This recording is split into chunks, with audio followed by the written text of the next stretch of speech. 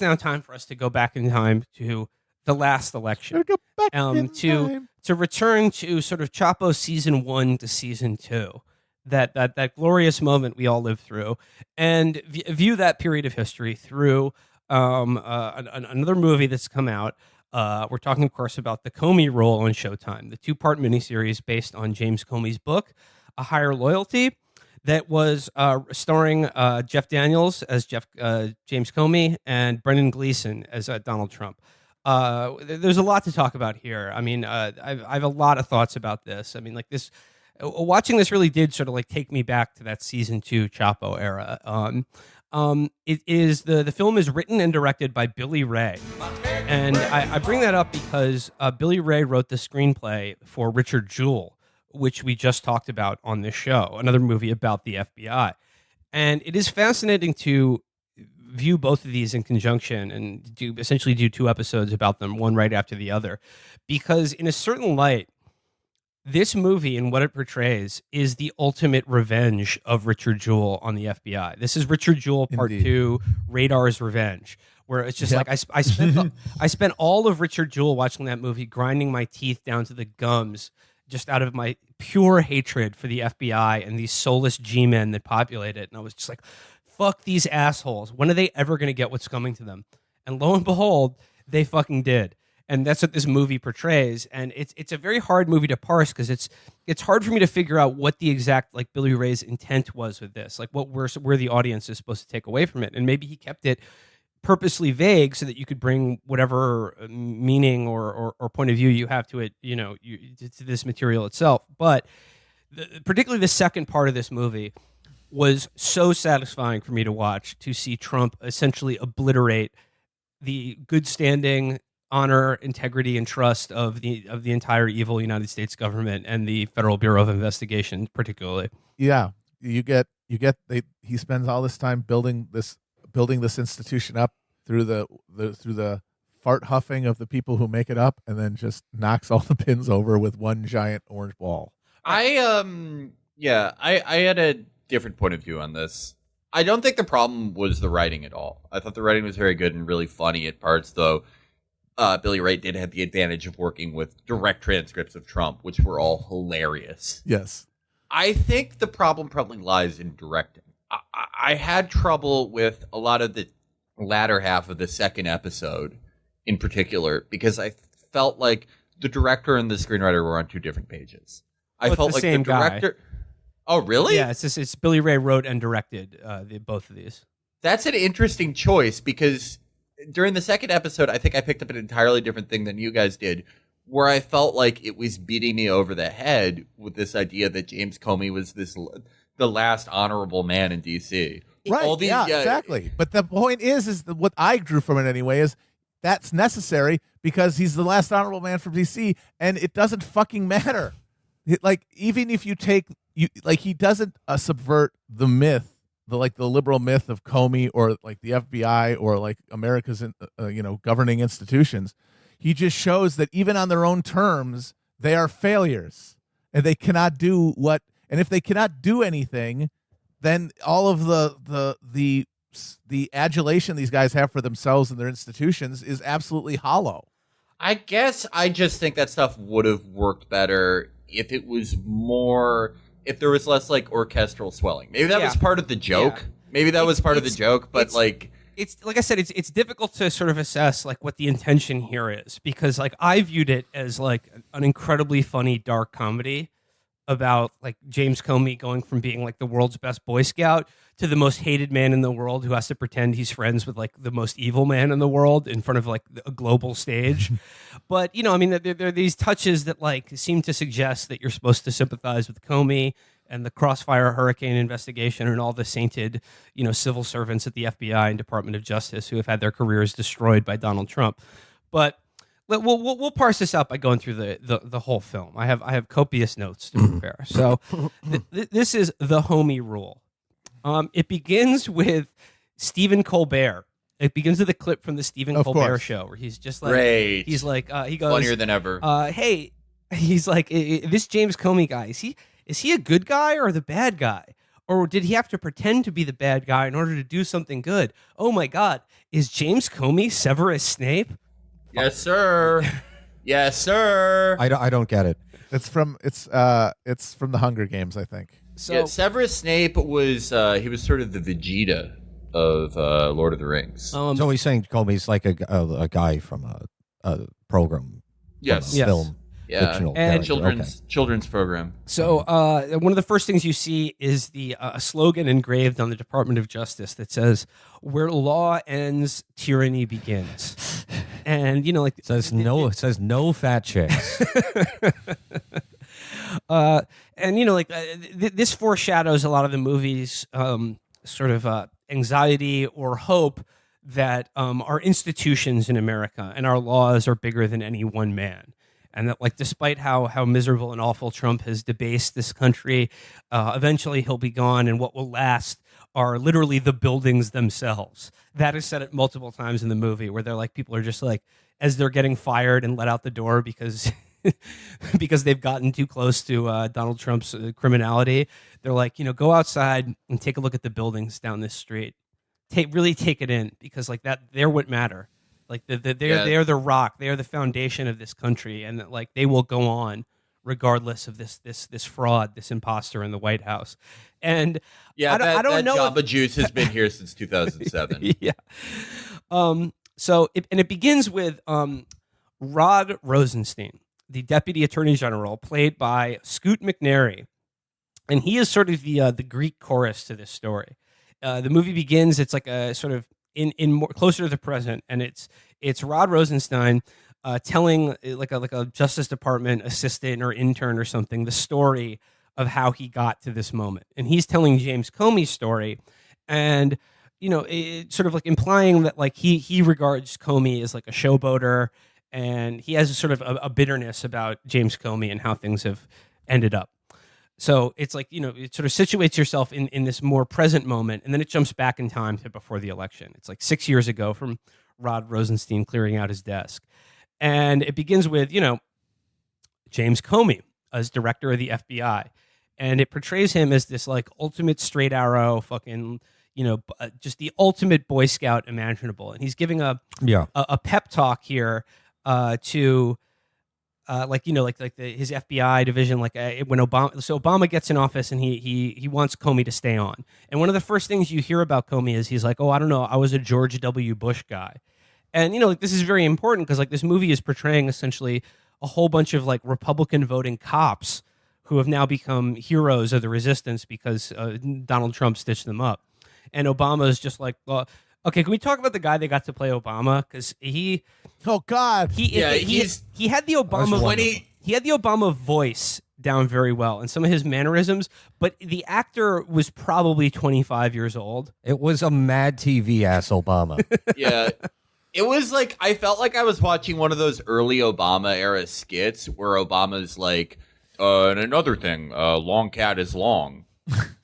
One of those, or like one of those conservative ones where he's like, can you stop doing your abortion in here? I need to have gay sex with my man wife, Michelle. So this was fine for 2008 Obama, where he still looked like a young guy. Yeah. But then I think they shoot the next scene featuring him, which is taking place in 2016, with just no makeup or costume changes. Just use the same Obama. It's fine. Where he's supposed to be 55 and Obama's gray haired and clearly an old man now. So yeah, Comey gets up and he's been called into the Oval Office and he's nervous about it. He's like, oh, I don't know, I was with the other guy's team. Is he going to fire me or can I stay on as director of the FBI? And he goes in there and Obama asks him these fucking job interview questions what's your biggest weakness? What would you say? And he's like, I'm too dedicated to my work at the FBI. And then he says, why come back to government? Why not go to the private sector? Why stick this out as director of the FBI? And Comey tells the story that we discussed when we read his book for this show about how when he was 16, he was home alone with his younger brother, and a man, as he describes it, in a knit cap, a striped shirt, and handlebar mustache broke into our house. No, just kidding. He was like the Hamburglar came into his house, and he was the sort of the local rapist who had done a number of rapes. Yeah, that's a job that used to exist before NAFTA. And he was like, he broke into his house, and he could, even when after he left and him and his brother were unharmed, he couldn't get the thought out of his head of what if he comes back? And the guy was never caught. So this guy is like his name was Rollo Talmazzi to this guy. He's the one that got away, and this is what set him on this life course of protecting people and being a cop. And he says to Obama, money is nice, but stopping bad guys is better. And this is important. You have to remember this guy. This is very important for the second part of this. This is, yeah.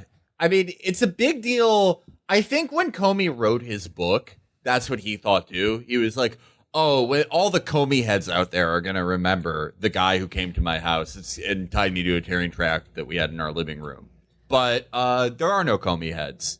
And it's, I think we're the only people who remember that from his origin story. Well, it's in the scene. I guess he tells, or supposedly tells, Obama all this shit to explain his character, which is he hates crime. He's an anti-crime man. You really And want that. It's not like when Jimmy Carter appointed the Joker head of the FBI, which was a huge disaster. That was a huge bungle. That was a bungle. That was a one-termer bungle right there. One of the first but things- Obama, but he assures Obama, Mr. President, I hate bad guys. Yeah, I just want to I get don't think the it's bad funny guys. at all. And Obama loves it. Obama loves the cut of his jib. And Obama says, well, Jim, when you're the FBI director and I'm president, we can't be friends like this. He's like, yeah, you can't. We can't hang out and just talk about how much we dislike crime and bad guys like this. It has to be apolitical. Yeah, no, And Comey's like, that's okay, man. I've got other friends to talk to about crime. Yeah, that was a big thing in the Comey book. When we did that episode, was that he's like, that was the subtext of his Obama meeting. Like, Obama's this great guy. We don't agree on everything. I personally think it's cool to entrap 72 IQ immigrants from Iraq who are 19 years old, asking them if they want to work with a Hamburglar to blow up the Brooklyn Bridge and then put them in ADX Florence for the rest of their life. But Obama, believed in the sanctity of the department so much that he's like, Jim, we're never going to eat fries. and that's really important. Like this scene, and I've no doubt it's true because one of the first things Comey says to Obama is like, sir, we disagree on certain issues relating to criminal justice. I particularly believe that harsher penalties and stiffer sentences keep Americans safe because there's a lot of people who would have been murdered had their murderers not been in jail for the rest of their life. And, and it's sort of like, but I think you're a man who, sort of prospers based on reasonable disagreement among your, cabinet or whatever. And Team of rivals, baby. Yeah, and this just brings to mind, my immediate thought was like, oh, Obama was a complete moron for letting this asshole stay on, this fucking this Bush supporting Republican and his head of the FBI. It's like, of course it would have led to the situation where he basically helped hand Donald Trump the election. I mean, because the guy's been voting Republican his whole life. Then he's like, well, welcome aboard, Jim. Sorry, we can't talk about Rollo Talmazzi and that time you and your brother were almost raped again, but I'll call you if I need you. So yeah, Comey, who signed off on a Bush era memo approving of waterboarding, he's like, well, we disagree on some things. You've personally made this country a far shittier place with your views on crime, but it was great talking to you. I'll talk to you again in 12 years. So yeah, so Comey is he stays on as director of the FBI, or he's going to be made director of the FBI because Robert Mueller. I think he's appointed, right, to replace Mueller. Yeah, 2013. And then then we get to see he's going to the Hoover Building, and we get to see Robert Mueller in one scene, played by the great actor Peter Coyote. And I swear to God, the way he portrays Mueller like a complete psycho. I like this. Oh yeah, I like this a lot. Like there's a scene where he tells Comey, I don't let any of my people sit down during meetings because I don't want to waste any time with them sitting in a chair and then getting back up again. And then as they're sitting in his office, some order comes through to sign off on the SAC for a regional office, and he's like, oh, give me that, I'll sign it. And then Comey says to him, he's like, well, if this is a senior staff appointment that I'm gonna have to work with, could I get a say in this? Could I look at the document you're signing? And then Mueller crumples up the paper and throws it at him and goes, here, take it. He's clearly got elder rage. Yeah. I did like the courage of portraying Mueller as a senile, demented old piece of shit. Which apparently it was great. he was. I mean, It's not true. not just from his hilariously terrible Senate testimony, but there was a recent article about the Mueller investigation saying that he was just waddling around in a diaper the whole time. I wanted the film to follow Mueller after that scene. I was sick of Comey by then. Yeah, Comey is a really boring guy, and Mueller it seemed like, whoa, I mean, yeah, exactly. Make a TV show about this guy. He seems out of his fucking mind. A Mueller like Mr. Magoo show would be very funny. I would really enjoy Yeah, that. he's just blundering past like Russian guys with giant suitcases full of cash. Yeah, handing them to George Snuffleupagus. that would be hysterical. I would love that. So Mueller tells him, like, he's like, my advice for you on my way out the door. He says, keep your eye on cyber. And I was just laughing, thinking, like, age, sex, location. Gotta be careful in these chat rooms. He says, keep your eye on cyber.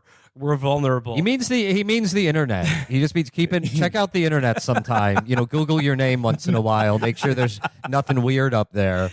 And then it was like a video game tutorial.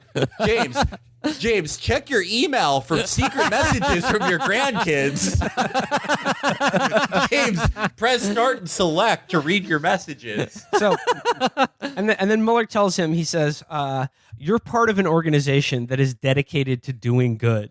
And again, he's talking about the fucking FBI. And like, I couldn't get over this because I couldn't get out of my own head. Like, does Billy Ray and the producers and creators of this, or the actors themselves, do they think that that's true? Like, did they place any credibility whatsoever into the idea that the FBI is an apolitical organization dedicated to protecting lives and doing good?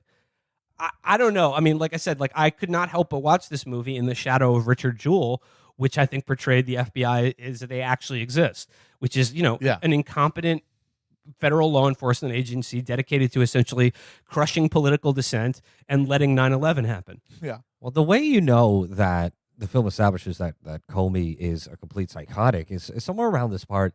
He gives his pep talk to the FBI. Oh, Virgil, that was so good. Introductory speech. And do you have notes on this? Yeah, I do. I just wrote down, he says, you are part of an organization devoted to doing good. And then he says, I order you to love someone. Yes. Oh my God. Yeah. He's like, he's his first day on the job. He's giving his pep talk to all the troops. And he's like, the most important thing, he's like, spend time with your family. You got to love someone to love this job. And he says, working here is a privilege, and it should be a source of joy in your life. And I was watching this with Catherine, and she said that like Comey was like the Marie Kondo of federal law enforcement. Like, does this sting operation spark joy? You don't have to be crazy to work here, but it helps. Do you feel a sense of bliss when shooting Todashev in the chest and covering up our Gladio operation in Boston? And okay, so he's now director of the FBI, and then Rod Rosenstein like flashback narration lets you know that Comey did everything that the new FBI director is supposed to do, which in his words were visiting every regional office, shaking the hands of every janitor, and quote playing up the threats from ISIS and Iran. And you're like, oh that's what his job is. Yeah, there's a montage of shit like the Iranians are gonna hijack another power plant. And him like arresting New Jersey teenagers who posted "I'm Al Qaeda" on 4chan. Yeah, and it's like he's doing great until just record scratch. There's a problem with the Secretary of State's emails. Yes, there's a problem with emails, and it introduces like his team of guys.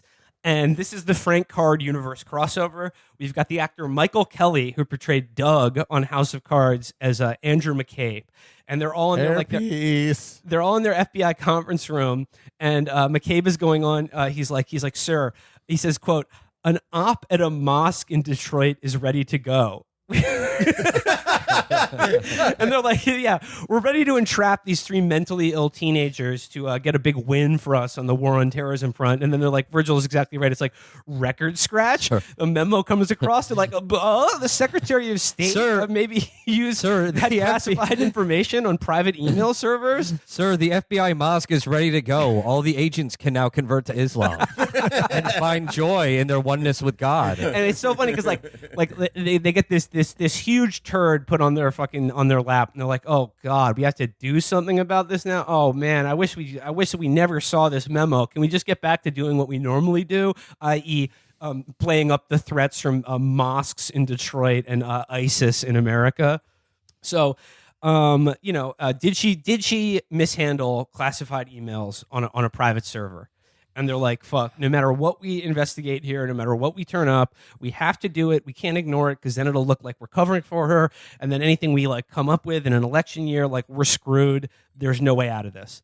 I'd also like to point out we have Peter Werner Herzog Strzok is played by the actor Stephen Pasquale, who played Mark Furman on the American crime story OJ season. Right. Yeah. And then we have nasty Lisa Page, and they do show her and Peter Strzok hooking up. The lovely, Yeah, the there's- lovers. The lovely The Lisa lovers. Page, and she is played by absolute dime Una Chaplin, who you may remember Una from Game Chaplin. of Thrones as Robb Stark's wife, who got slaughtered at the Red Wedding.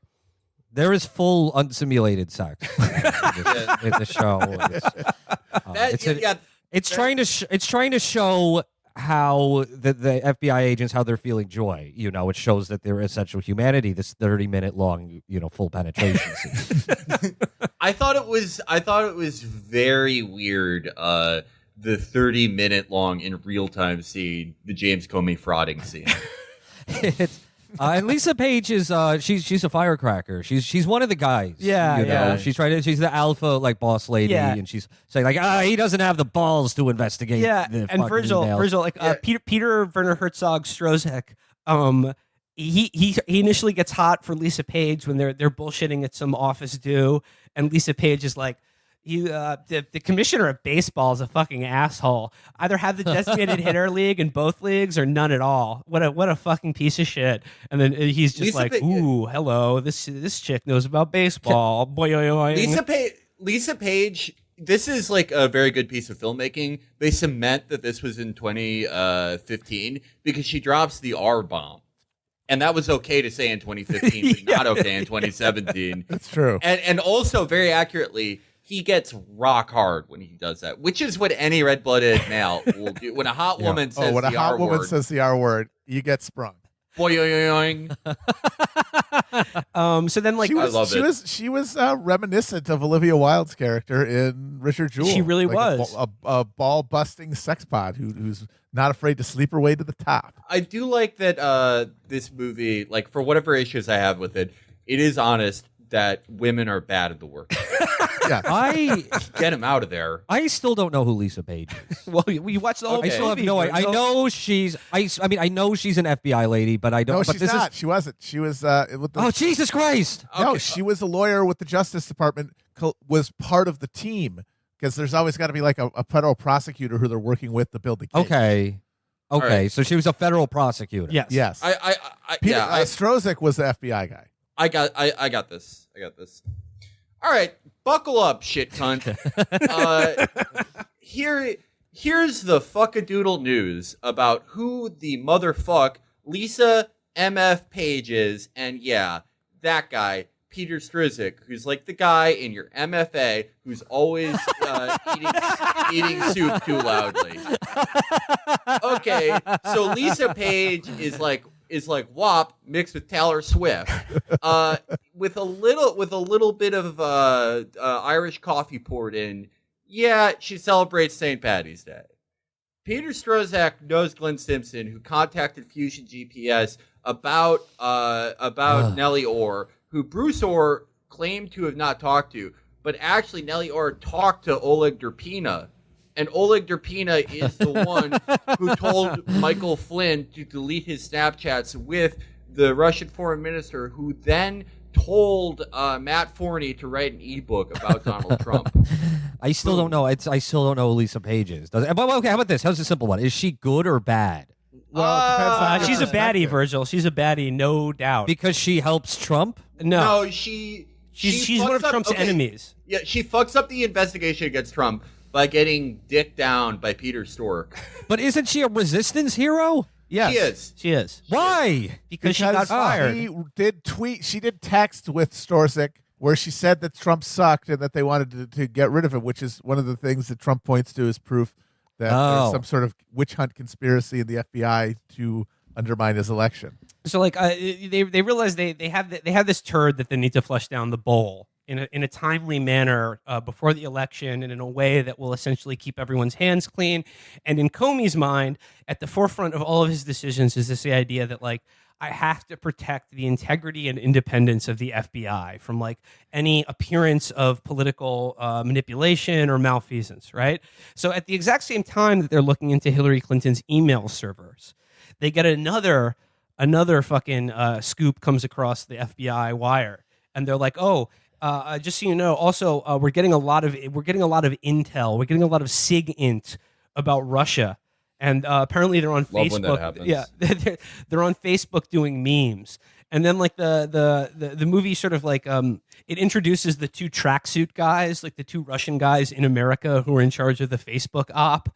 And they're like, oh boy, they're like these two guys and like these two shady Russian guys, and like they're speaking in Russian, and they're like, I did a trial run of a meme that said Hillary Clinton has AIDS on Twitter, and it got 300,000 likes. On Facebook, this will do millions. It's twilight, and they're sitting across from the Jefferson Memorial, and it has the sinister music, and it's like every foreign movie bad guys meeting at a park bench, except instead of one of them handing a briefcase full of uranium to the other, he pulls out his phone and just starts showing Facebook posts he made that are like Hillary has AIDS and bragging about how many clicks he got. Virgil. And then my favorite part of this is he lowers his voice. He's just talking about Facebook. We have the 200,000 Facebook click. And then he lowers his voice when a family walks by. That, Virgil, I really like this part because, yeah, it's played like a very high-stakes espionage scene, but it's essentially two guys mutually blowing up each other's favorites. It's home halfway meeting with Kyle Plan emoji. check out the hardware I got on this one. Follow these wonderful gals. Prepare for phase 4. We are retweeting Will Arnett into weird Twitter. And all I could think here is, wait a minute, did anyone ever establish if it's a crime to make Facebook posts? Has anyone ever shown that, yes, if you're a foreign national, you can't post that Hillary has AIDS on Facebook. This is a federal offense and a violation of national security. We will send you to Gitmo for this shit. That's like something that somebody who gets on an argument in a forum says. Oh, you're posting at me from England? It's actually illegal for you to post in America. You're going to prison, Mel. And I've never, outside of a comedy, I've never seen this done. Like a scene that's all dressed up to be this ominous when it's like, there's not actually a crime at the bottom of this. So as the backdrop, these memes are proliferating, and the FBI is like, "Ooh, better keep an eye on this." But the primary focus at the moment is trying to determine whether Hillary or anyone around her committed any crimes in their erroneous handling of classified government material on private email servers. And they're frustrated by Clinton's legal team, who they accuse of slow walking everything, and then sort of in conjunction with the Justice Department being allowed to sort of run out the clock on this investigation. And we get a detail that Hillary Clinton's lawyer was a guy named David Kendall, who used to be the boss of just about everyone in the Justice Department. And apparently the federal prosecutors, like imbued with the authority of the United States federal government, cried when they talked to this guy about Hillary's emails because he was so mean and intimidating to them. And I was just like, he's what? mean. Yeah. And I'm just like, wow, it is so funny. Just like when the Leviathan like powers of state turn to absolute fucking like just snowflakes because what their boss or the guy who's going to give them their next job is just like rude to them on the phone. I mean, it's a really stacked deck when you're someone like Hillary Clinton. All right, so then we're introduced to the Justice Department characters, including Sally Yates, who was played by the great Holly Hunter, and Loretta Lynch, who is played by the actress who portrayed Avon Barksdale's sister and DeAndre's mother on The Wire. And this is Comey complaining about the sort of slow walking of the Hillary Clinton email investigation. And at this point, Comey's deputy, a guy named Mark Giuliano, is collecting on his pledge to retire because he's like, sir, I took your order seriously. I have to love my wife and I have to spend time with my family, so I need to go. And on his way out the door, he warns Comey about Andrew McCabe because he has too much swag. And he says to McCabe, like as his unsolicited advice is, he says, the FBI is a lunch pail culture and you drive a Porsche and have cufflinks. So you need to watch your swag in this building. And, McCabe sort of blows it off. And then he warns Comey about Lisa Ann Page. And he basically just says, she's trouble. Watch out for her. She causes drama. This is also where we properly meet Rod Rosenstein, who's just a huge dipshit. I love Rosenstein. Tremendous. He's this like suck up fucking pussy who goes up to Comey and just snivelingly just asks him, will you give a speech on leadership to my unit? I've heard you're really so big pathetic. on leadership. The only guy to ever ask him that, by the way.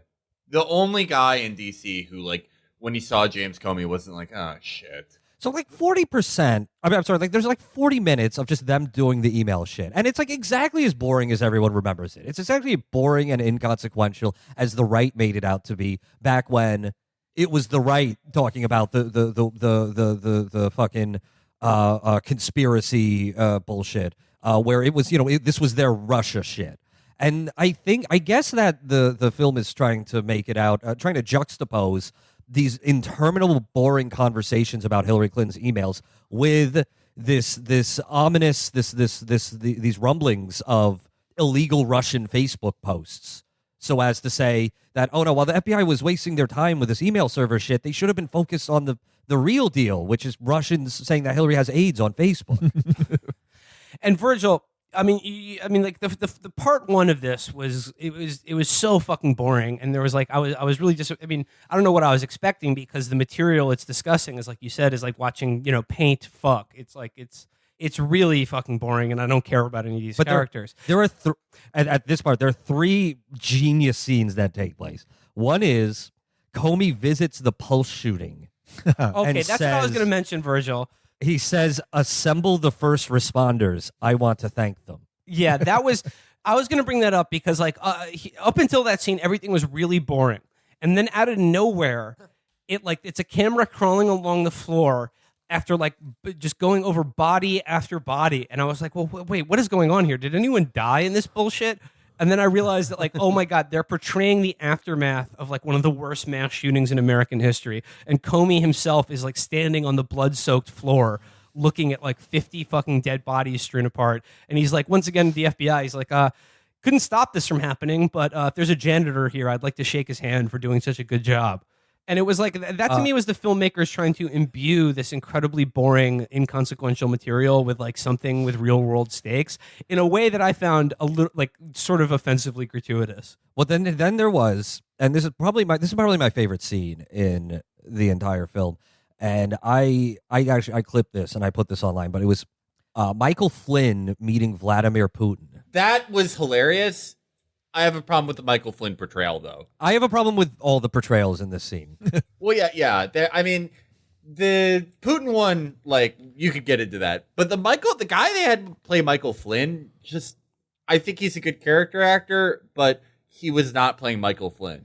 Michael Flynn isn't doughy. Michael Flynn has a fucking Olmec head, and he also is a hysterically intense psychopath, not like an avuncular old man who's like, I don't know. I think they could have got Bill Sadler. If they could have got Bill Sadler circa Die Hard 2 when he's doing nude Tai Chi. Yes, Matt. That's Michael Flynn. They cast William Sadler as General Flynn, and essentially he plays General Flynn like the incompetent version of the character he does in Die Hard 2, who's like the ruthless right-wing military psycho. But the scene with him and Putin is like he's being paid to speak at like the Russia Today gala in Moscow, and like this sort of like a awards dinner. And Putin says to him, he's like, right this way, General Flynn. Jill Stein is seated next to you at your table. Yeah. And Julian Assange is going to host it via webcam. That and part- this is that thing that, wait a minute, that nobody gives a shit about except like the Russiagate lunatics who keep posting like, there you have it, folks. Jill Stein sitting next to Michael Flynn. The fix is in. They love that. They didn't shut up about that for 3 years. Michael Flynn and Julia Fox sitting at the same table. But it was that part is hilarious to me because it's like, why would that be the person that Putin tells Flynn about? Like, is he like, oh, I know that you love Jill Stein? Yeah, there's nothing a Rahowa psycho like Flynn is going to love more than the Green Party candidate for president. Yeah. Yeah, like all this is going on, and like there's a lot going on. We get George Snuffleupagus is talking to some Australian ambassador about how we have all the dirt on Hillary Clinton, and then the FBI becomes aware of the Steele dossier, and like this is one of the most ludicrous aspects of this movie, and I think it's erroneous presentation of the historical record is that they're still playing up the Steele dossier like it was something that wasn't complete bullshit, and it becomes a huge part of part 2. Yeah, that's okay. That's exactly the thing. Like, if I wish I could be with you guys all the way on this being a comedy, but I feel like for it to be more explicitly played as a comedy, they should have had Christopher Steele as a character and portrayed him as what he is, a fucking bullshitter. Or at least have it ambiguous. The fact that they didn't have Steele deflated a lot of the comedy of that aspect of I don't think the first one was supposed to be funny at all. That's the thing, though. The first night is not funny. And I think I respect the discipline of just blowing up this balloon for 90 minutes so that Trump can show up and just pop the fuck out of it. I guess. I mean, I would have liked Steele in the second half then. So there's a lot more stuff. We should get to the second part, but essentially, it's all leading to this moment of Comey giving the press conference about why they're not going to pursue charges against Hillary Clinton because they have investigated this for a year and found that essentially what she did was irresponsible, but not criminally prosecutable. And then then it shifts where they're like, okay, now we can focus on Russia and like cultivating Trump as this asset, and like their goal is to get him in the White House, and they're going to do that through memes and through compromat on Trump and his inner circle, right? Right. And then they do, but then Anthony motherfucking Weiner shows up, the absolute posting legend, and fucks it all up again. And the FBI realizes that, oh shit. When they clone Anthony Weiner's hard drive, they find that he has over 400,000 classified emails on it, and including Hillary's BlackBerry account, which the initial investigation, which led to them not pursuing charges against her, didn't have. So then they're like, oh fuck. It's 15 days before the election. What are we going to do? And Comey's once again put in this position where he's like, okay, all the options are bad. But what I'm going to do, even though it's totally unprecedented for the director of the FBI to like make a solo press conference about an ongoing investigation, or in this case, reopening an investigation, I'm going to go ahead and do it either because it's the least bad option that will leave the honor of the FBI most untouched. And then just totally misreads like the political nature of the moment and this decision. And it just is so steadfast in his belief that like nobody could possibly question his loyalty or higher purpose to things above politics and things like elections. And he's like, we can't play favorites, even though they sort of know that they're putting themselves in the position of someone who's going to give a huge fucking win to Donald Trump like a week before the election. And what do? They do it. They do it. He does the press conference to exonerate Hillary, and then issues a memo saying that they're reopening the investigation like 10 days before the election. So then, and then there's some funny shit where like Comey's own family is starting to turn on him. Like his wife, and daughters are like super excited for Hillary, and they're like, "Dad, don't do it, please don't do your job." There was this really funny part where this is like midway through where Comey is still thinking about whether to put Hillary in Supermax prison for email crimes, and he's just in church with his wife, and his wife just complete icy to him, and his wife's talking to his daughter. His daughter says, Mom, who's going to win the election? And she says, Donald Trump's going to win the election. and the daughter's like, but why? Why? He's bad. He's the bad guy. His mom goes, yeah, but he's a man, and men stick together. Isn't that right, James? Yes, sir. So yeah, This is the dude's. Their analysis. This is the dude's rock collection. There's nothing you can do. Well, I mean, about it. his wife and daughters are trying to get him to, abrogate his duty to the Constitution and to the Federal Bureau of Investigation. This is a running thing that his daughter's crying Yes. constantly because Hillary lost. And his daughter's blaming him for all the email shit. So, I mean, like, the thing I want to sum up about the first half of this, and, like, I'm not saying I believe this, but, like, taking at face value the case that is presented in this movie, the FBI believed at the time that Donald Trump was an active asset of the GRU who was working to subvert the 2016 election, to put him in the White House, to fulfill their agenda and undermine the national security of the United States on behalf of a foreign adversary. They believed all that, and they still were like, "Oh, it's actually more important that we do this memo about Hillary's emails." They're like, "We just have to do it." Oops, we let the guy who we all know is a Russian asset become president of the United States. Oops. What's interesting is this is a pretty pivotal point, and I realize that they're taking some liberties with it, like about what the FBI knew and when. Sure, whatever. I mean, we know that they had these suspicions and that they were like looking into things like Manafort and Flynn and like these top Trump campaign guys who had connections with the undifferentiated mass that we know as the Russians. But the film spends precious little time actually establishing this. There's like maybe one scene where they just, they go over the details. That's their Twitter thread. That's their game theory thread. And that's it. And for the rest of it, we just all appreciate that Trump is a full Russian asset. Yeah, there's one scene of Flynn on the phone with the Russian foreign minister, or the ambassador. And it's played up like it's this incredible, unprecedented step. It's complete corruption. It's proof that everyone's a Russian asset. It's proof that Donald Trump's parents were the illegals from the Americans. But it's like, I always thought that was insane because it's like, Michael Flynn was an awful guy and shouldn't have worked as NSA, but like, so he made the phone call 2 weeks earlier.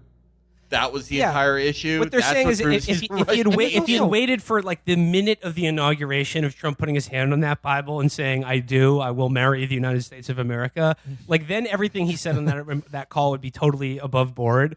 And it's just like, so it's like they did this thing. And like there's a great scene of all the guys in like the Crossfire Hurricane investigation, which is the hilarious name that they gave for all of this, watching the election returns and just being like, are we partly responsible for this?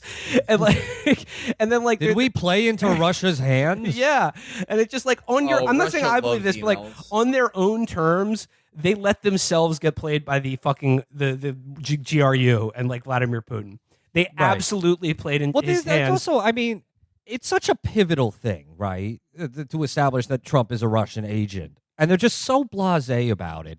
And when they're talking about the Steele dossier, we know like a lot of the Steele dossier shit's been discredited, but they just lay it out on the table and say, well, they've got this piss tape, and he's been getting these loans from Russian banks. So I'm just thinking like, okay, so which is it? Is it that they have him like getting pissed on, and that's why he's going to break up NATO, or is it that he's getting these loans from Russia so he's in hock to them? I mean, or it's, that he it's wants everything. to build a hotel in Moscow. Like what's the motivate? What's the hook here? And so it's just like, here's all the shit. And like, we're just going to bore you with it until you're just like, yeah, fine, whatever. He's a Russia guy. There is one scene that I just completely fell asleep during where they say, they're like someone like Lisa Page is like, well, what's the big deal if he's a Russian agent? And like someone, the sober resistance fucking FBI guy has to explain, well, actually, Russia's going to do something with Ukraine and there's a NATO thing. Like, so this matters. Okay. This is really important stuff. And you would think that since he wins the fucking election, and the whole second part of it is his presidency, you'd think they would show the Russia stuff, right? Like, he's a Russian agent. He's doing the Kremlin's bidding. Anyway, here's the stuff that happened because of that. No, yeah. Here's them taking down the American fucking street signs and putting up in Cyrillic. There's a choice you could make here where it's like actually tensions ratcheted up in a lot of cases. There were some cases where there was a detente, some cases where tensions ratcheted up, where there were new sanctions, where Donald Trump's presidency didn't even matter because the Senate had a veto-proof majority on new sanctions that he didn't even stop. That, we took a more active role in a lot of conflicts that Russia wouldn't like us to, that we took actually a more aggressive foreign policy in a lot of places, where it could be like, oh, the bad thing about his presidency is like, he's doing things that already existed but making them worse around the margins or whatever. There was nothing about the Muslim ban, which I thought was very interesting. With the FBI supports that shit. Right, exactly. Yeah, but I thought that was no Muslim ban was very interesting with Sally Yates as such an important character. But it's just Russia shit that never comes to fruition. And here's my point. There's never any consequence or anything. Here's my point. If you're going to be so slippery with the facts and you're just going to say, like, no, fuck it, he's a Russian agent, then, honestly, why not just make shit up? Like, you should have GRU guys take Comey's children, like, just drag them out of the house, send them, like, in a fucking, in a black van to a re-education camp, and we see them in the third act of the second movie, and they come back, and they're all just quoting Stalin and speaking Russian. Yeah, they should hollow out all his daughters, and they're just Russian dolls. He has all 4 daughters in one body. Yeah. The smallest one is at the center. Just real quick, I do have to name check Jonathan Banks, aka Mike the Jonathan Trainer Banks! from Breaking Yes, sir. Bad and Better Call Saul, is James Clapper, and he's the one who briefs Obama about how, like, I love that scene was because like- it's he like, was like- why is Mike yelling at this black teenager? and it's like, the day after the election, and they're in the Oval Office, and he's like, oh yeah, that guy you just lost to is an agent of a foreign adversary, and we all just got owned. And there's one also really good scene with the 2 tracksuit guys who were doing the memes. Like the night before the election, they're in front of the World War II memorial on the National Mall, and they sort of chink their flasks together and take a swill of vodka.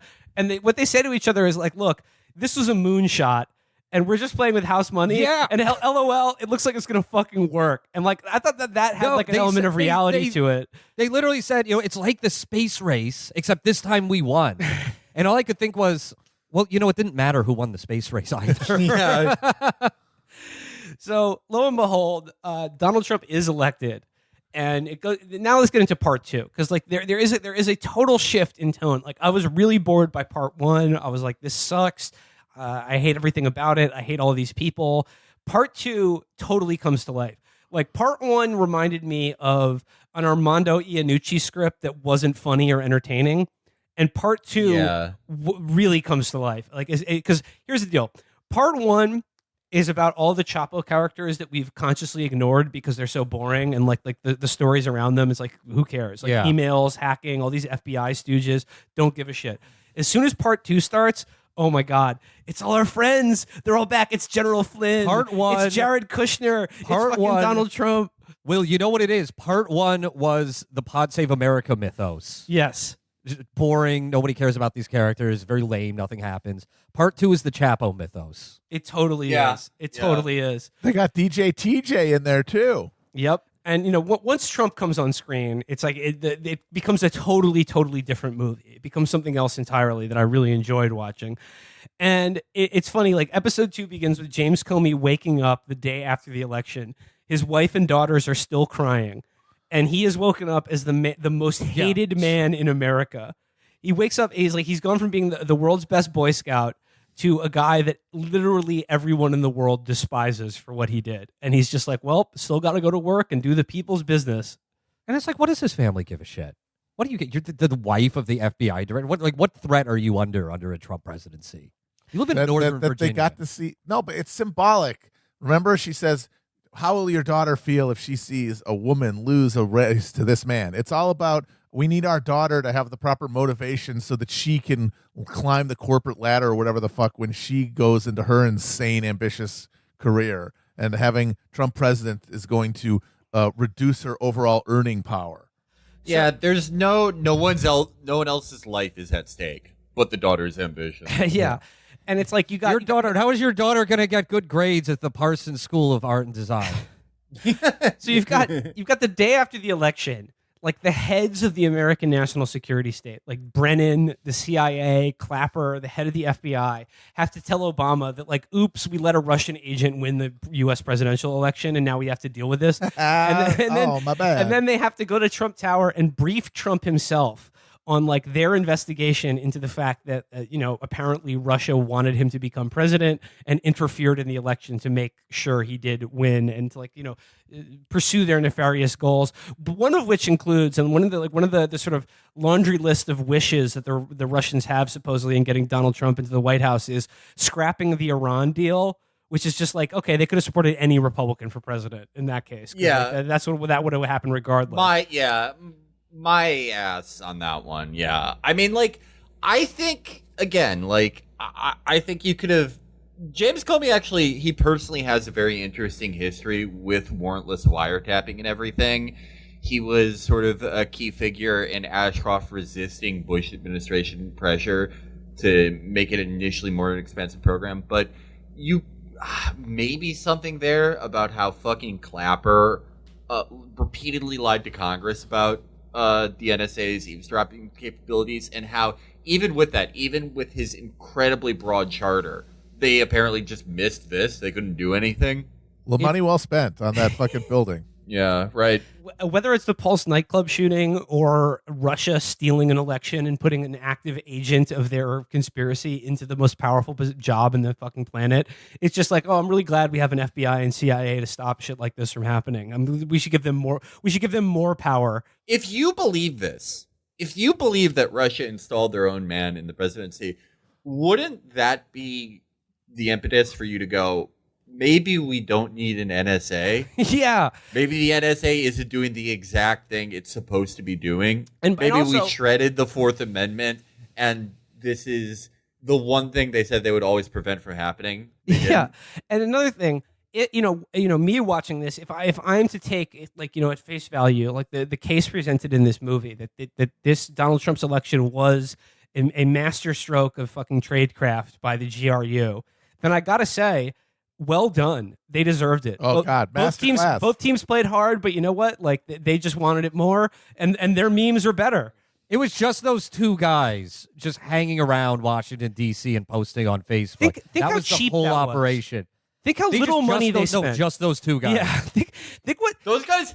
And that's the Russian equivalent of when you get a tweet with 1,000 retweets and you're like, I'm moving to LA. In Russia, if you get a Facebook post with 100 shares, you're like, I'm moving to go do compromat. Yeah. Hey guys, I'm very humbled. Yeah, I just elected my first American president. I'm getting an apartment in Moscow. So whatever the Williamsburg of Moscow is. Yeah, I'm joining Vodka Pals. I'm joining Vodka House. It's kind of these young influencers who live together, and we interfere with foreign elections. And so then like I said, Clapper, Brennan, and Comey have to go to Trump Tower and brief Trump himself on like the dirt that they have on him, including the P tape. And Comey's like, well, I drew the short straw, so I have to like personally sit down. I with have Donald to jack Trump. off to it. Okay, so then the big boy shows up. The big boy, played by the wonderful Irish actor Brendan Gleeson. And the thing about this performance is that like, a lot of people were laughing at like the way it looked, and Gleeson does not look like Trump at all. Like they just put some. No one does. He's got a profile. He's got like the neck thing. Yeah, he's got the body shape down. Yeah. He's got the pose down, but like the actual face itself is like a weird mask. It's very Polar Express. And he doesn't sound that much like Trump either. But well, he's got an Irish accent. But for one thing.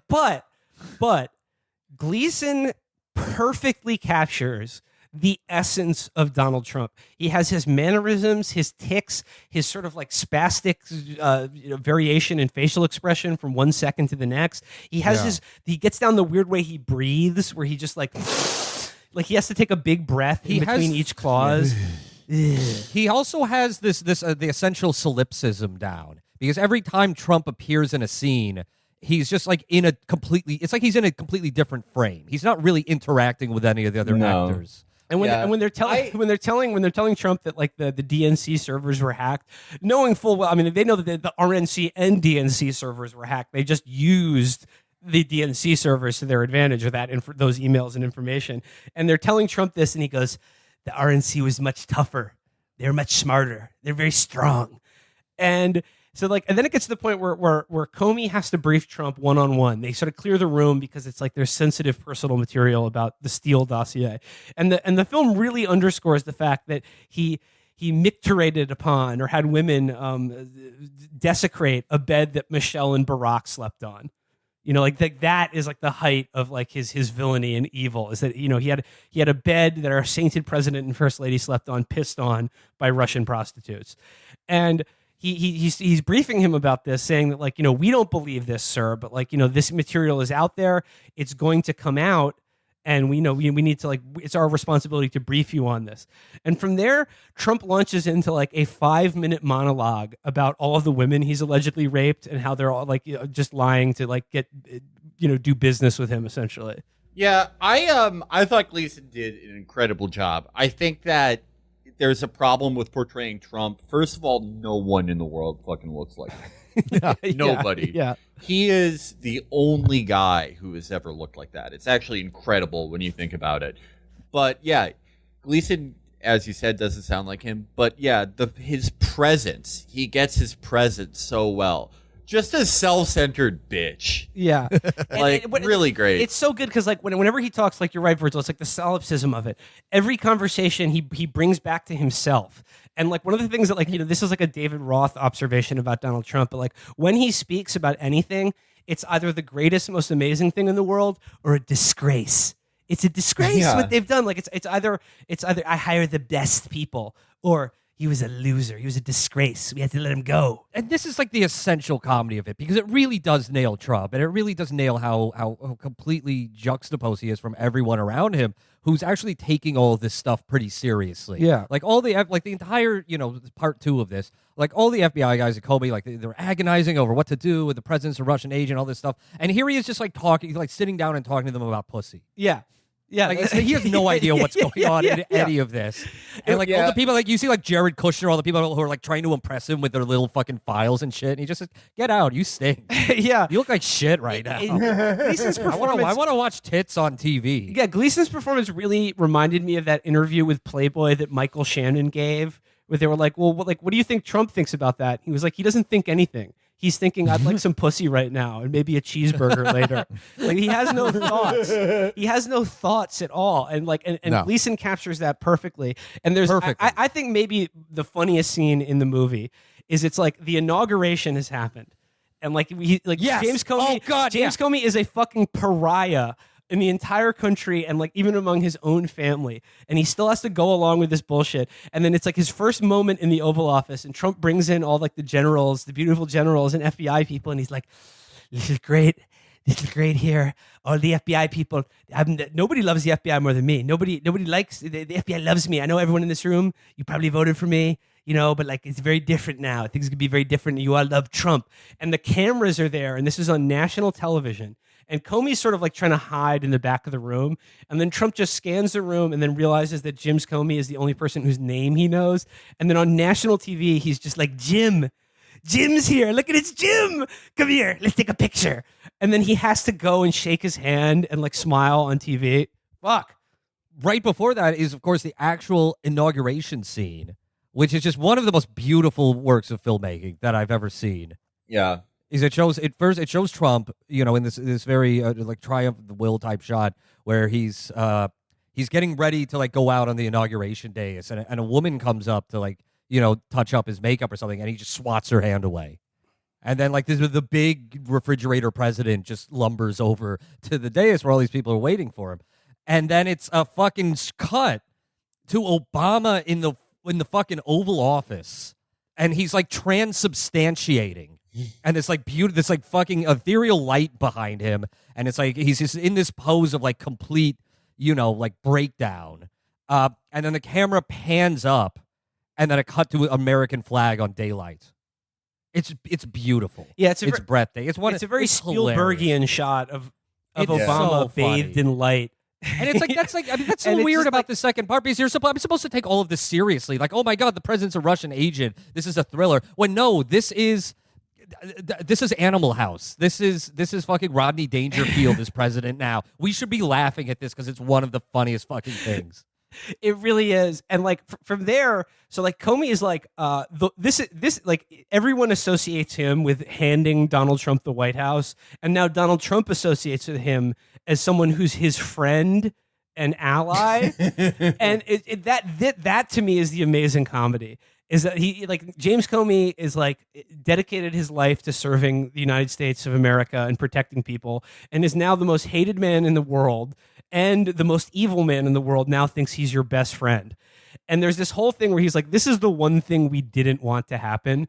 And he keeps trying to avoid having to talk to Donald Trump or be in the same room with him. And Trump keeps finagling away to get him alone to just like chat. And what does he chat to him about? Alec Baldwin on TV. He talks to him about the other sort of like David Roth Trump tick that Gleason gets so well is that he loves citing, quote, very smart people and very educated people who agree with what I'm saying. And he even says Alan Dershowitz agrees with me. I clapped at that part. I clapped at the Alan name drop.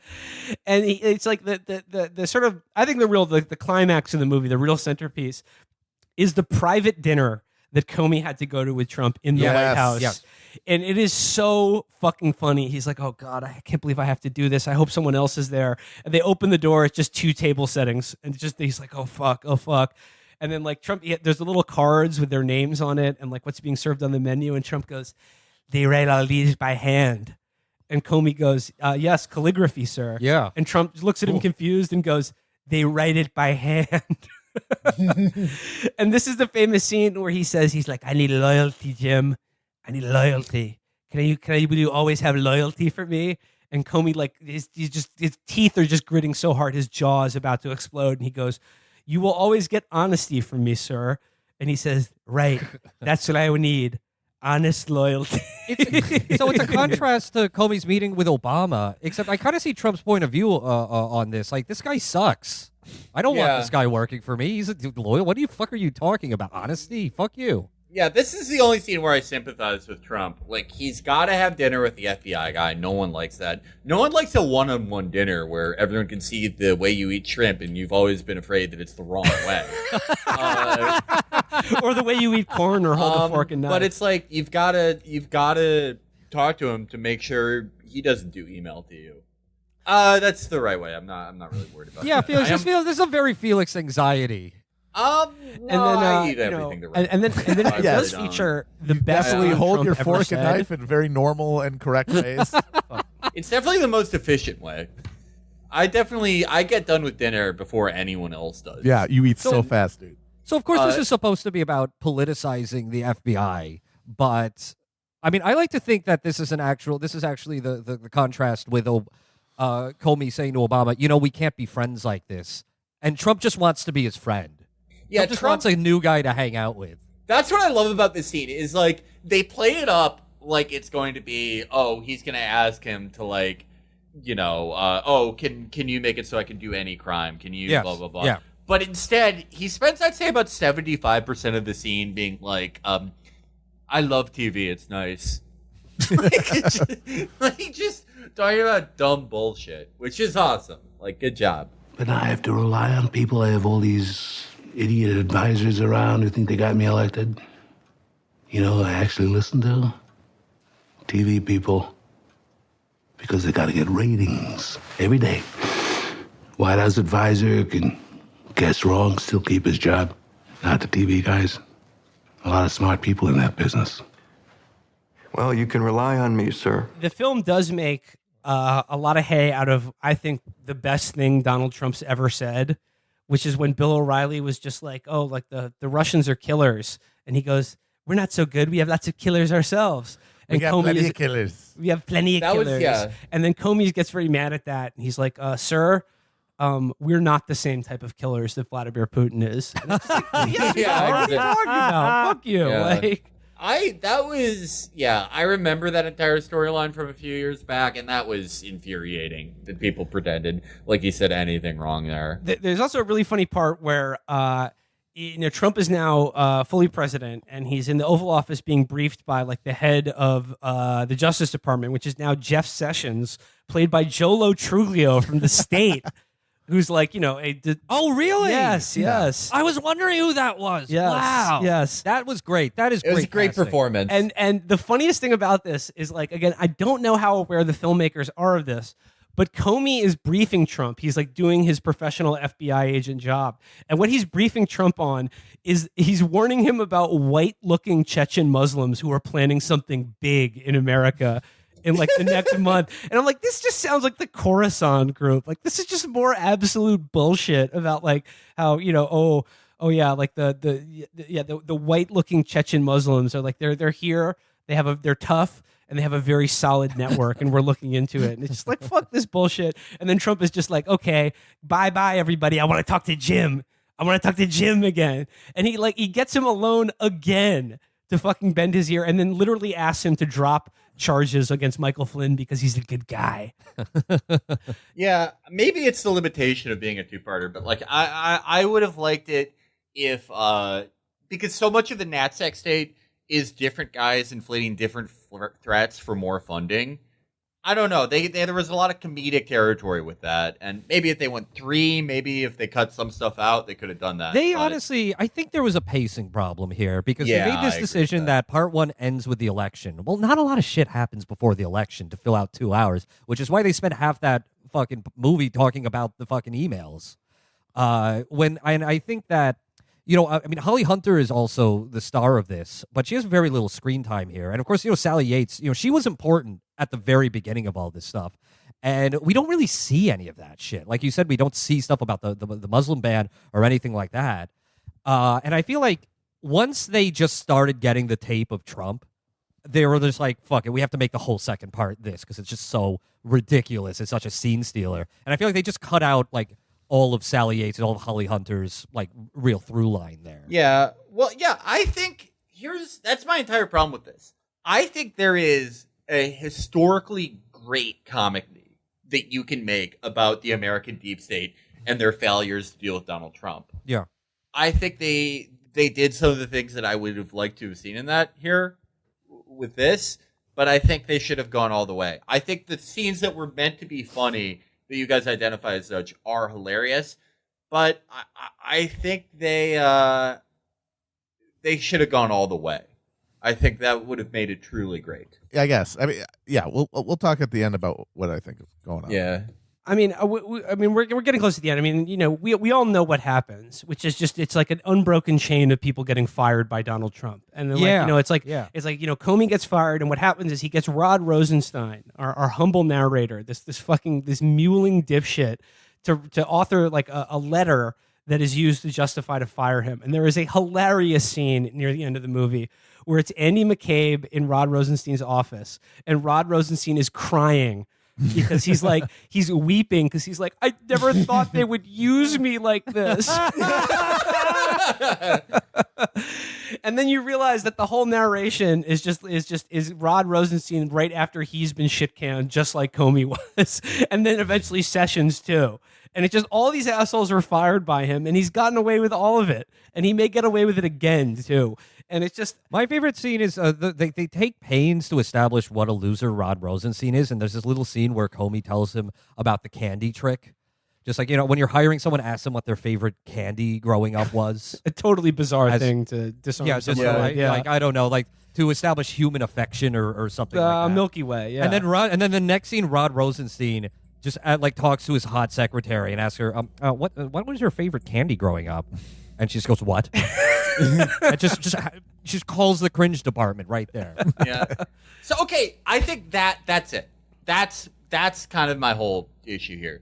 Like, I think you could make this movie like a very subtle thing that, yeah, you set it up in the first act and blow it up in the second.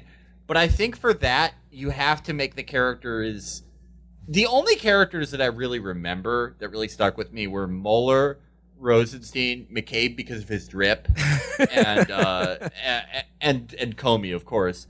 But I think to carry the setup and the explosion, you either have to introduce new characters or sort of give the audience a little bit more of how ridiculous these people are.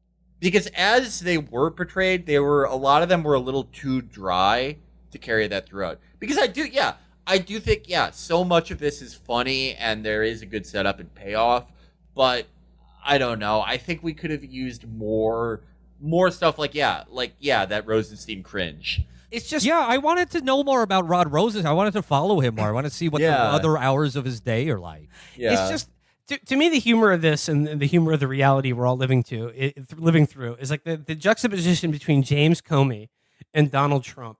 James Comey is the guy who believes essentially all of the bullshit about how good the FBI is and dedicated his life to the evil American government.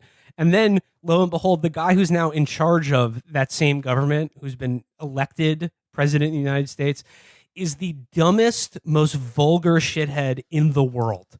And that now, and now he is tied to him forever, and then is re-tied to him again as an opponent, because he goes through these cycles of being like, raised up and then brought low by like resistance Hillary people. And like at the end of the movie, he's a hero again because he got fired. And Virgil, you mentioned Animal House, but the end of this movie had one of the most satisfying little like epilogues, like at the end of Animal House when they've trashed the homecoming parade and, everyone's just like, hey, we're all going to get laid or whatever. And it shows you like the little clips of like what they go on to do. It's like, Senator and Mrs. Blutarsky, whatever, and like D-Day whereabouts unknown. In this movie, they just go around the room of all the FBI sickos, and it's just like fired, resigned, quit. Well, what I love about it is like the moralizing of the film is that Rod Rosenstein, he sold his soul to the devil for a little bit of personal, professional gain, which he then lost. But in real life, Rosenstein is the only guy in this who does not have a best-selling book. He really is the loser from this, that Comey says he is. Oh, yeah. Rosenstein is at home, like, asking his daughters what their favorite candy is, getting blown in. That would have been a great postscript.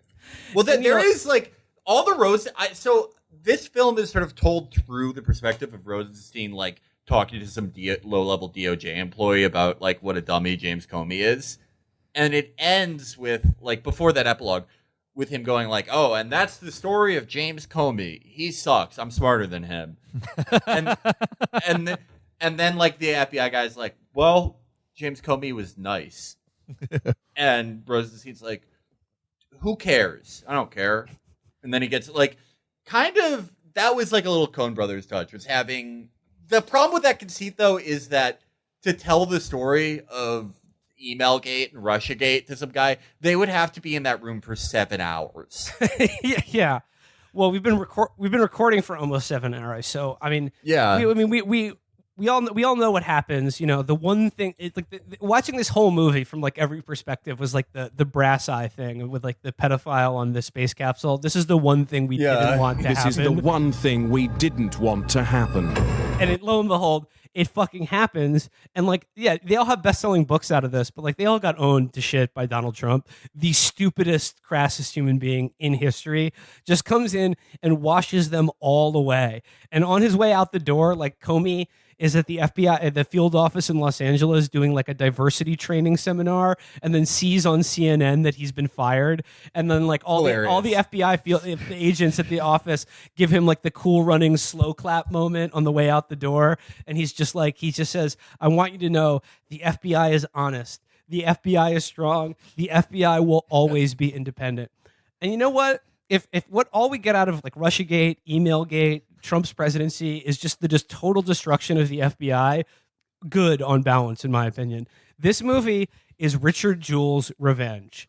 Trump. I mean, I'm not saying Richard Jewell is like it would have been a MAGA guy, but he represents like that Rodney Dangerfield kind of like slob, dumb American who's been fucked over by the U.S. government and finally gets some measure of revenge in the ludicrous presidency of Donald Trump.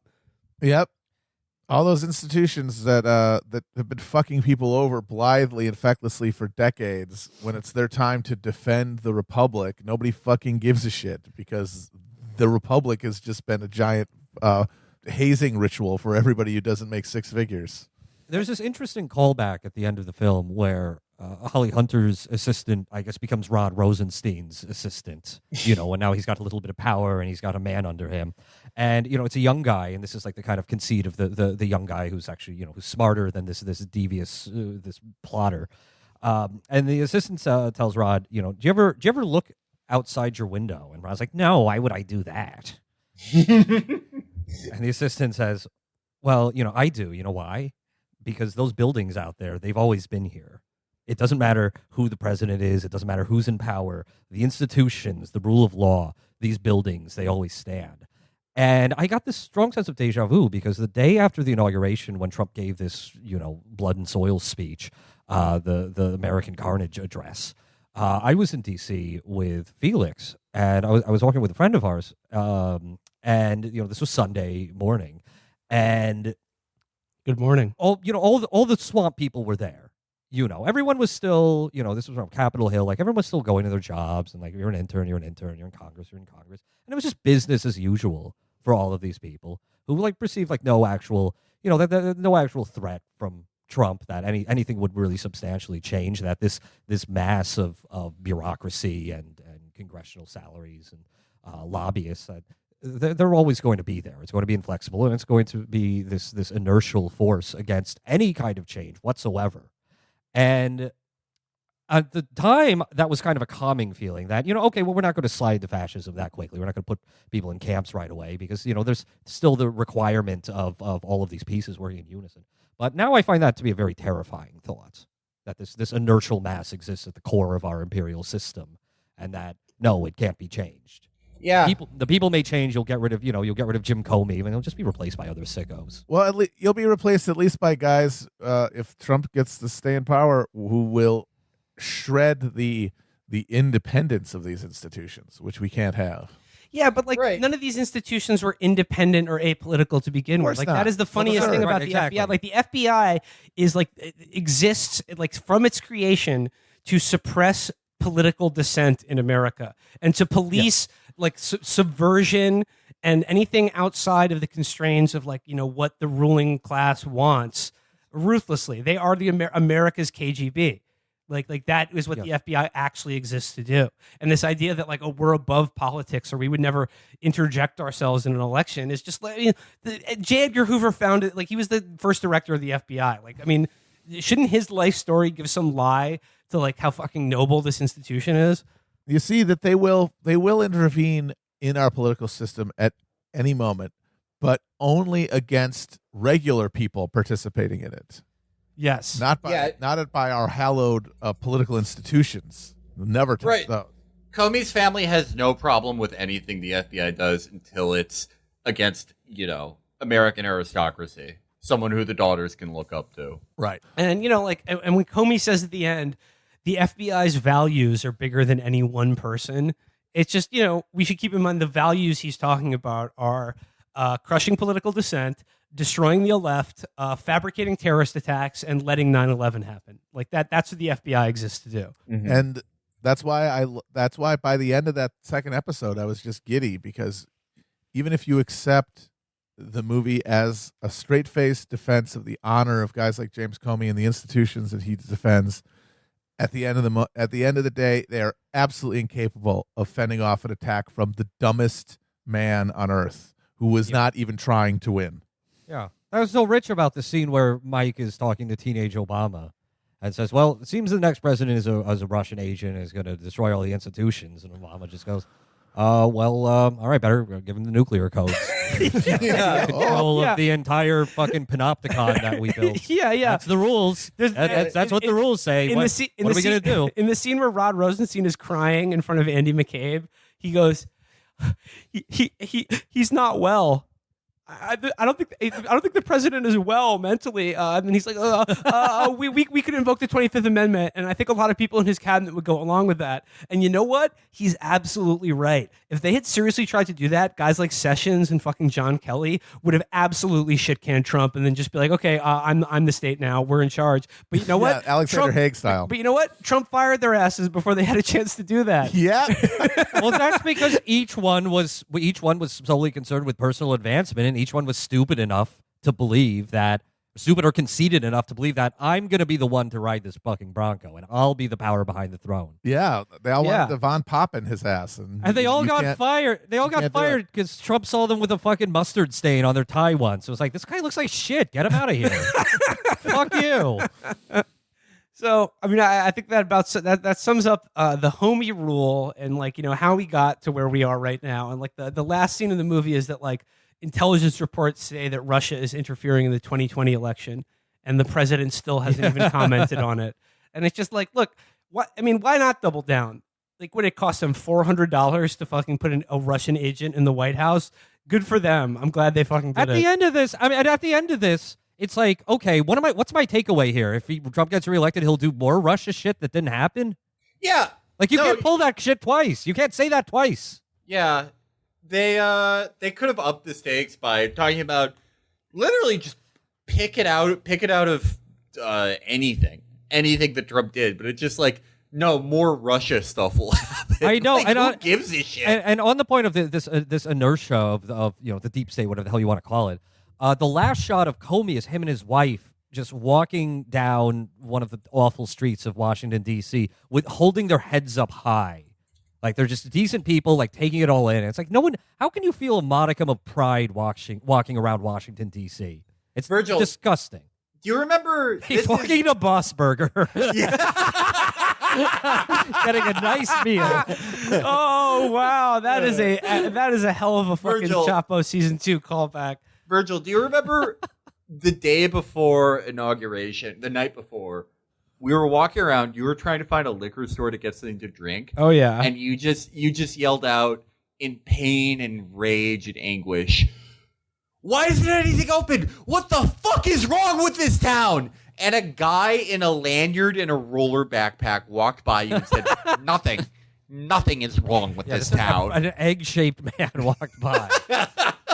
That was every character in this movie. That's who this movie is for. Nothing is wrong with this. Nothing is wrong with this system. It's going to persist, even with Donald But Trump, it's not. shit-canning everyone. It's not. The end credit is looks like he stole the election and nothing's didn't happen between now and then to stop him from stealing it again. Oh well, the system is completely unsuited to the task. Honestly, I feel like, and also it was very strange watching this movie now. It's very much so a throwback. Watching this 4 or 5 weeks before the next election, I feel like that when they greenlit this, probably a year or two ago, it made more sense at the time. Yeah. And right now, it just feels like we're the Russia stuff. That's like 50 news cycles. Oh yeah, no. What the fuck are you talking about? I'd say it's like the fucking Teapot Dome scandal, but that's one of the 3 things you learn about the 20s. It's more like the fucking whiskey ring or something from the 19th century.